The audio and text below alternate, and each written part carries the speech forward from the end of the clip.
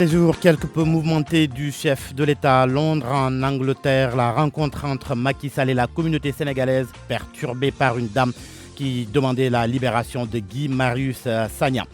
Les 15 militants de Nyolank, toujours en garde à vue, ils ont été arrêtés samedi au cours d'une campagne de sensibilisation auprès des populations. Leur avocat révèle qu'ils ont refusé de signer les procès-verbaux d'enquête. L'acte 3 du dialogue national au menu de la réunion du comité de pilotage cet après-midi, la mise en place du bureau et la constitution des commissions thématiques.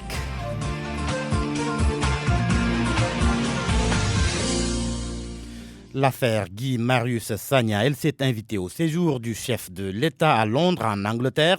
Lors d'une rencontre hier avec la communauté sénégalaise, le discours de Macky Sall a été perturbé par une dame qui réclamait la libération de l'activiste détenu en prison depuis plus d'un mois maintenant pour manifestation interdite entre autres délits. Le reste s'est joué dans la rue avec une manifestation spontanée. Famadion. Le chef de l'État ne s'y attendait certainement pas. Devant la communauté sénégalaise basée à Londres, une dame surgit et perturbe le président. Libérez Guy Marius Sagna! Libérez Guy Marius Sagna! Non à la régression de la démocratie! Le président était tellement surpris qu'il est resté là, bouche bée, regardant le spectacle qui s'offrait à lui. Et rapidement, le service de sécurité évacue la dame, mais des Sénégalais étaient décidés à jouer les prolongations au dehors. Macky Sall le sac-le! Macky Sall le sac-le! Oui! Oui! Oui! Oui! Macky Sall est présentement à Londres pour assister au sommet Royaume-Uni-Afrique qui s'ouvre ce lundi. L'histoire bégaye, Wade a eu sa dose à Chicago en 2008 avec Souleymane Jules Diop. Aujourd'hui, c'est au tour de Macky Sall. Gars, yi dégg de loolu traité la Angleterre. Non, lii gàcce dëgg la si un président. Gàcce dëgg. Macky Sall le bon! Le chef de l'État, on l'a dit donc, est à Londres, en Angleterre. Macky Sall prend part au sommet Royaume-Uni-Afrique sur l'investissement. Pendant ce temps, les 15 membres du collectif Nyolank arrêtés samedi au cours d'une campagne de sensibilisation auprès des populations sont toujours en garde à vue. Leur avocat informe qu'ils ont refusé de signer les procès-verbaux d'enquête. Une stratégie de rupture pour le respect de leurs droits citoyens, selon Maître Horeshiba, au téléphone avec Amadou Sabarba. Les 15 membres du collectif Nyolank sont toujours dans les mains de la police, en détention totalement arbitraire. C'est une violation manifeste de leurs droits fondamentaux, notamment de leur liberté de circulation, leur liberté d'expression. C'est surtout cette dissymétrie, parce que nous savons que dans le même temps, il y a des citoyens sénégalais qui sont libres de distribuer des flyers. C'est pas un délit, mais dans le même temps, il y en a d'autres qui sont arrêtés en le faisant. Certains peuvent user de ce droit, d'autres non. Et ça, c'est insupportable, c'est inacceptable et ça ne peut pas continuer. Nous avons bon espoir que les autorités policières vont les libérer comme elles l'ont promis. Depuis hier, cette détention est en train de se prolonger illégalement. Je peux vous certifier que pour la troisième fois, donc, ces garçons refusent même de répondre à toute question des enquêteurs. Ils se plient de bonne grâce à l'interrogatoire d'identité quand il s'agit de décliner leur identité. Mais pour le reste, ils refusent de répondre aux questions. Ils refusent de signer les procès-verbaux. Et ça, donc, c'est une stratégie de rupture qu'ils ont concoctée et définie d'eux-mêmes en prenant leurs responsabilités. Je pense qu'il est temps que les autorités qui les poursuivent s'en rendent compte. Ces gens-là ont acquis quand même la conscience de leurs droits constitutionnels, de leurs libertés fondamentales. Le mouvement Agir et les forces démocratiques du Sénégal réclament leur libération immédiate. Thierno Bokoum et Babacar Diop dénoncent dans un communiqué les arrestations de ces 15 membres du collectif Nyolank. Le dialogue national, le comité de pilotage s'est réuni cet après-midi au building administratif président Mamadou Dia. À l'ordre du jour, la mise en place du bureau du comité de pilotage et la constitution des différentes commissions thématiques. La rencontre se tient à huis clos. RFM 94.0, la radio en puissance. Grogne des habitants du village de Keur El Hadj Paté de Keur Massar. Ils ont battu le pavé hier pour dénoncer l'enclavement de leur localité et le manque d'infrastructures. Ndongoka a suivi la procession. Derrière une banderole, les manifestants brandissent des pancartes, avancent lentement et crient leur ras-le-bol. Ils marchent pour le développement de leur localité, Keur El Hadji Pathé. Tout le monde est sorti. La cause, elle est commune. C'est pour le bien-être d'El Hadji Pathé. Situé à la périphérie de Keur Massar, le village Keur El Hadji Pathé polarise 19 quartiers, mais c'est une localité dépourvue de toute infrastructure sociale de base. Voyez vous-même, les pancartes sont là. On n'a pas de sécurité. Électricité, ça manque. Police, on manque de tout. On est fatigué. El Hadji Pathé souffre de tous les maux du monde. En 2012, notre cher président Macky Sall était venu ici et avait promis à nos grands-pères qu'une fois élu, il pensera bien à El Hadji Pathé, mais hélas, aujourd'hui on est en 2020, mais rien, on n'a rien vu. Regardez l'inondation, on la vit toute l'année, l'insécurité, elle est permanente. La route elle est là, on nous avait promis une route, on avait marqué presque toutes les maisons, mais depuis lors il n'y a rien. Nous voulons un centre de santé, et un centre de santé bien moderne, bien équipé. Mais accéder à El Hadji Pathé, je dirais que c'est un traversée du désert, mais il n'y a pas de route. Les habitants de Keur El Hadji Pathé se sentent laissés à eux-mêmes. Ce qu'ils dénoncent, c'est l'indifférence des autorités. On n'a rien vu, on veut qu'on nous aide. Le maire presque, on ne le voit pas. On ne sait même pas si on a un maire, nous. C'est la question qu'on se demande. Si on a un maire, il n'est jamais présent. Le village Keur El Hadji Pathé est créé en 1942. Plusieurs dizaines d'années après, la localité peine à sortir de son enclavement. Nongaka Keur Massar, Radio Futur Média. Ndongo en Casamance, le Forum Civil Index dénonce les faibles investissements de l'État dans la commune de Djibidione dans le département de Bignona. L'organisation regrette l'absence quasi totale de services sociaux de base dans cette localité très affectée par le conflit Casamance et Laminba. Le Forum civil constate, et c'est pour le déplorer, une absence quasi totale de services sociaux de base dans la zone de Djibidione. Cette partie du département de Bignona, longtemps laissée en rade dans les politiques de développement du fait du conflit.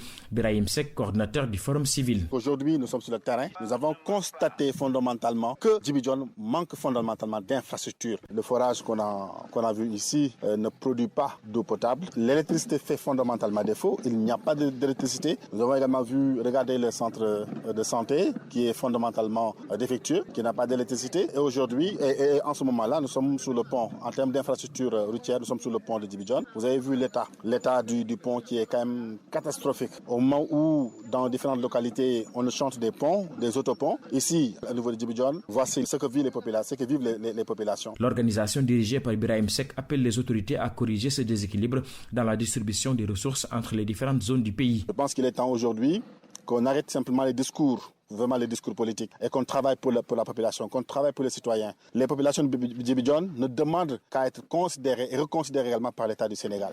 Et je pense qu'on doit beaucoup investir sur les infrastructures, en termes d'infrastructures hydrauliques, sanitaires, électriques, mais également surtout des infrastructures routières. Birahim Seck et son équipe étaient dans la commune de Djibidione dans le cadre de la mise en œuvre du projet de lutte contre la corruption et redevabilité territoriale.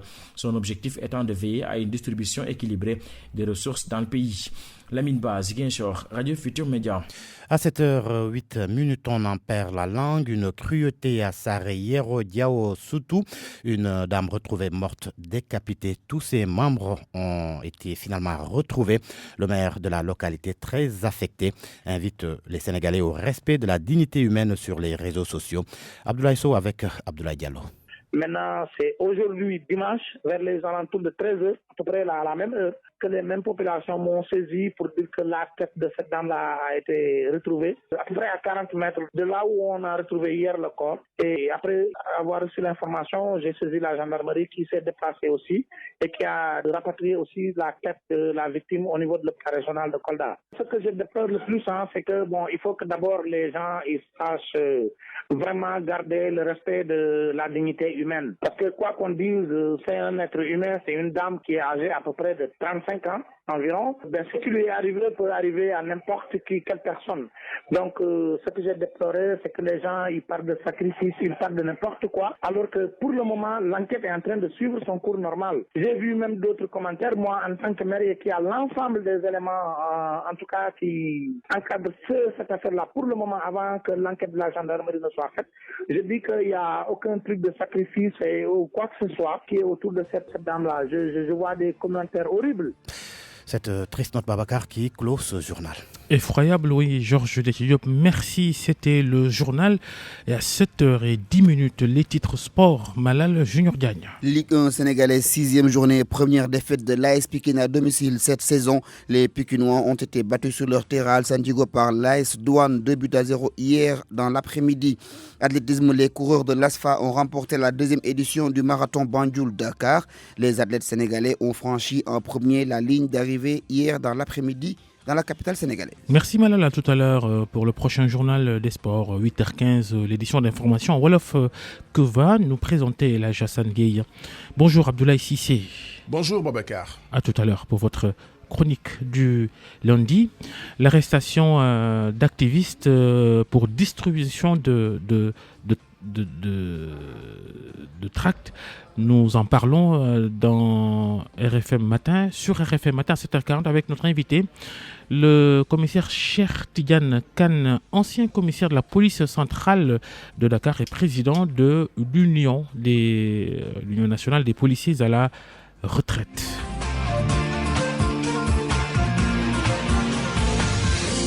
« 7h11 et bon début de journée à tous. RFM Matin, la culture c'est maintenant, c'est Ndaté Diop. Bonjour. Le Festival international de Sédhiou aura finalement lieu du 7 au 9 février prochain. Les organisateurs qui veulent promouvoir la culture locale ont estimé leur budget à 140 millions de francs CFA. Max Clid Kamfani. Un autre report de ce festival n'est plus envisageable à ces dates du 7, 8, 9 février prochain. Sédhiou doit pouvoir dérouler ses différentes activités culturelles du Festival international de Sédhiou. El Hadj Omar Kanté, coordonnateur du comité régional d'organisation du festival. Le village du festival sera érigé au niveau de l'enceinte de la mairie de Sédhiou qui abritera en même temps les expositions d'œuvres d'art, les artistes plasticiens, les artisans locaux et aussi une foire. Ce festival, une porte ouverte pour valoriser les activités touristiques de la région. On voudrait faire de cette activité, le festival de Sédhiou, une rampe de lance pour tout ce qui est activité de découverte touristique au niveau de la région. Quittons le Sénégal, direction Marrakech. Cette ville marocaine désignée capitale africaine de la culture s'apprête à abriter l'édition 2020 d'Africité. Au programme, différentes activités pour la valorisation des expressions culturelles. Oubliez la ville ogre, Marrakech s'appelle désormais la capitale africaine de la culture pour toute l'année 2020. Et c'est tout un programme. À partir du 31 janvier, Khalid Tamer, directeur général des capitales africaines de la culture. En 2018, lors du congrès des maires à Africité à Marrakech, les maires ont décidé de créer le concept, le label capitale africaine de la culture. Donc ce qui caractérise, c'est de mettre en vitrine tout ce qui se passe sur le continent à Marrakech en 2020. Des festivités avec une grande cérémonie populaire d'ouverture. Objectif, valoriser la diversité des créations et des expressions culturelles africaines. Le programme des capitales africaines, c'est une rupture aussi par rapport à ce qui se passe sur l'Occident. C'était comment raconter par des Africains, pour des Africains, d'amener cette réflexion de dire c'est quoi la culture aujourd'hui des Africains, comment on doit la mettre en œuvre. En gros, l'idée consiste à rompre cette vieille chaîne qui obligeait les artistes africains d'avoir d'abord une reconnaissance en Occident pour exister ensuite dans leur propre continent. Musique pour terminer, l'aventurier, tel est le nom du nouvel album d'Idrissa Diop. Un album de 10 titres dont la présentation officielle est prévue aujourd'hui. C'est tout pour cette chronique. Rendez-vous demain. Ndaté Diop pour RFM Matin. Merci. Bonne journée. RFM Matin. RFM Matin. L'émission qui réveille le Sénégal. La chronique d'Abdoulaye Cissé. Et si on parlait de nous, journalistes, la presse qui fait sa mue, nouveau code de la presse, nouvelle commission sur la carte nationale de la presse, eh bien, c'était nécessaire. Bienvenue, l'assainissement du secteur. Abdoulaye Cissé. On ne dira pas comme Armstrong que c'est un pas de géant qui a été franchi dans l'histoire du long et laborieux processus de moralisation de la profession de journaliste. Mais c'est déjà un pas que d'aboutir à mettre en place la commission chargée de doter chaque acteur d'une identité. L'histoire retiendra surtout le nom de ses confrères choisis pour établir la délivrance de la nouvelle carte nationale de la presse, c'est-à-dire de décider de valider qui doit l'avoir selon les règles du nouveau code et par conséquent, de la refuser à certains qui se réclament du métier de journaliste et qui n'en justifieraient pas la qualité. Mais hélas, il est à craindre que tout ce que la corporation veut exfiltrer de ses rangs repasse entre les mailles du filet tant on sait s'aménager des passoires et des passerelles. Il faut d'ailleurs croire que les mercenaires et les plumitifs n'ont très souvent pas besoin de carte de presse et qu'ils exercent l'activité de journaliste en presse écrite, en radio et depuis peu de temps, et c'est manifestement celle-là la plus offensive, en web, digital, en regardant avec condescendance ceux qui se réclament vrais journalistes, défiant les règles éthiques les plus élémentaires et les fondements même du métier. Refuser la carte de presse à celui qui ne la réclame pas est comme enfoncer une porte grande ouverte. Il est dit que la carte va permettre de trier les acteurs et ne plus retrouver dans les rencontres officielles, séminaires et autres workshops cette horde de perdiémistes qui travestissent la mission de service public de l'information qui doit être la boussole pour tout journaliste. Je doute que tout le monde joue le jeu. Certains donneurs d'informations et organisateurs d'événements seraient assurément très malheureux à ne pas retrouver les points com, comme on les appelle, pour se faire mousser tant qu'ils payent. Le mal est en nous, mais il est contre nous et c'est ça qui doit pousser à agir sans relâche pour préserver ce métier. Mais peut-on simplement le faire si tout le monde ne joue pas le jeu? Au premier des chefs, l'État, l'autorité de l'État pour légitimer l'application rigoureuse des directives. Le tout n'est pas juste de signer des décrets, d'installer des commissions et ça va venir de signer des décrets d'application des textes que l'on sait parfois inextricables. Le bel unanimisme va se fissurer quand on voudra appeler ou imposer aux patrons de presse, par exemple, d'appliquer la convention collective aux employés et salariés des médias. On sait la précarité érigée en mode de gouvernance. Dans les entreprises de presse, il y en a qui font des efforts, mais ça reste très marginal. Et d'ailleurs, rien ne dit que le mal de la profession vient de ceux qui, légitimement, ne peuvent pas prétendre à disposer de la nouvelle carte de presse. Il faut plus avoir peur des vrais professionnels au sens de ceux qui ont la formation requise et ou peuvent justifier de la validation des acquis par l'expérience et qui décident de transgresser. Ce sont les plus dangereux pour la profession, souvent liés aussi, il faut l'avouer, par un corporatisme qui empêche de se regarder les yeux dans les yeux pour pointer le mal. Il est à fonder espoir sur le nouveau code de la presse et rendre hommage à tous ceux qui ont travaillé sans relâche à son élaboration. Plus d'une décennie de touches et retouches est l'élément fondateur de traiter le journaliste d'une identité est une avancée. Pas sûr cependant que la succession des articles 22 à 39 du code de la presse et régissant la carte nationale de la presse suffisent à ne pas produire de faux amis, des clones, des JGM, journalistes génétiquement modifiés, tant on ne les reconnaît plus, des mutants, des zombies. Ils sont à plaindre les mines, Domingo, l'oncle Tierno, SG, Bambakasse et consorts, mais ils ont le mérite de s'y coller. Les petits pas d'aujourd'hui feront les longueurs de demain. Mais assurément, le code n'est ni le Coran, ni la Bible, ni la Torah pour convertir tout le monde à une religion monoéthique. La chronique d'Abdoulaye Cissé, RFM Matin, 7h18. Revue de presse préparée par Mohamed Ali Mouba. Et à la une, cette affaire à la limite innommable qui s'est déroulée dans la région de Kolda. Oui, une horreur à Kolda, une femme décapitée, la tête emportée. L'effroyable scène relève Vox Populi a eu lieu samedi à Sareyoba, Yaosutu, dans la commune de Tankanto. Le confrère note que la jeune dame, âgée d'une trentaine d'années, mariée sans enfant, est la fille du chef de village de la localité. Elle avait été portée disparue depuis jeudi dernier.